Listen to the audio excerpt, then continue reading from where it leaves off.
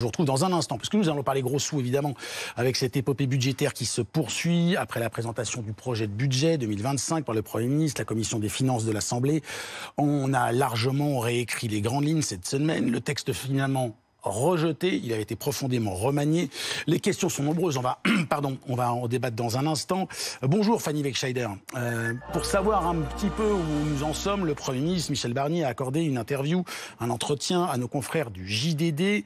Le Premier ministre qui, de façon très large, n'exclut toujours pas un passage en force. Oui, en effet, on se souvient de ces longs débats et de ces désaccords à l'Assemblée. Eh bien, pour éviter une somme d'amendements qui paralyserait le texte, Michel Barnier dit qu'en effet, il pourrait recourir donc à ce fameux article 49.3 de la Constitution qui, on vous le rappelle, permet donc de valider un texte sans vote à l'Assemblée en engageant la responsabilité évidemment du gouvernement. Voici ce qu'il dit à ce sujet. En cas de blocage parlementaire, retarder l'adoption du budget pourrait paralyser l'action publique. Il dit même que ça pourrait compromettre la gestion des finances de l'État, que ça pourrait mettre en danger la crédibilité financière de la France. Donc le 49.3, dit-il, permet ainsi d'éviter un blocage.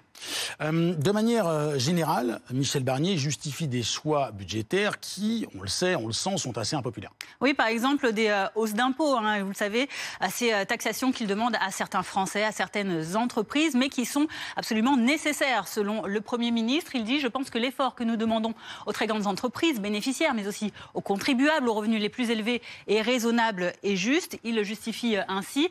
Et je m'engage à ce qu'aucune taxe temporaire dictée par les circonstances ne devienne permanente. Donc il s'engage à ce que ces hausses d'impôts soient bien circonscrites dans le temps. Il demande également des efforts dans ce budget. Le Premier ministre a une autre catégorie de personnes, aux fonctionnaires, dont le nombre devrait être revu à la baisse dans le texte qu'il propose. On va voir. Il dit, Michel Barnier, notre objectif est dans les 4 ans à venir la diminution de 10% du nombre des opérateurs de l'État, mais cela ne concernerait pas tous les fonctionnaires. Je le redis, je ne veux pas qu'on touche aux services qui sont en première ligne. Les services aux gens, dans la santé par exemple, l'éducation ou encore la sécurité, c'est ce qu'il cite, ils seront eux préservés. Des efforts sont également demandés par le gouvernement dans ce texte, ce projet de budget 2025. Retraités, vous le savez, là aussi il justifie cette demande d'efforts également aux retraités, puisqu'on rappelle que les pensions qui devaient être revalorisées en janvier pour ces personnes sont décalées de 6 mois. Nous regardons avec les parlementaires comment ajuster cet effort et mieux protéger les plus petites retraites.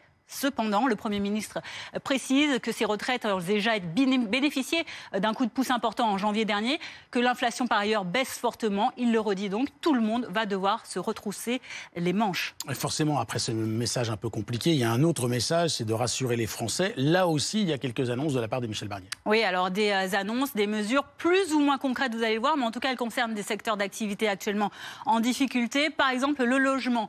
Michel Barnier qui dit, nous allons faire face sur le logement, par exemple, avec notamment la mise en place du PTZ, le prêt à taux zéro, étendu à tout le territoire pour les primo-accédants. Une mesure donc concrète. Là, c'est un peu plus flou, mais ça concerne le secteur de l'automobile. Mais on voit tout de même, en tout cas, la démarche. Avec le président de la République, nous allons agir fortement sur ce sujet, donc de la crise dans le secteur auto. Ce sera donc appliqué au plan européen. Merci beaucoup Fanny pour l'ensemble de ces informations.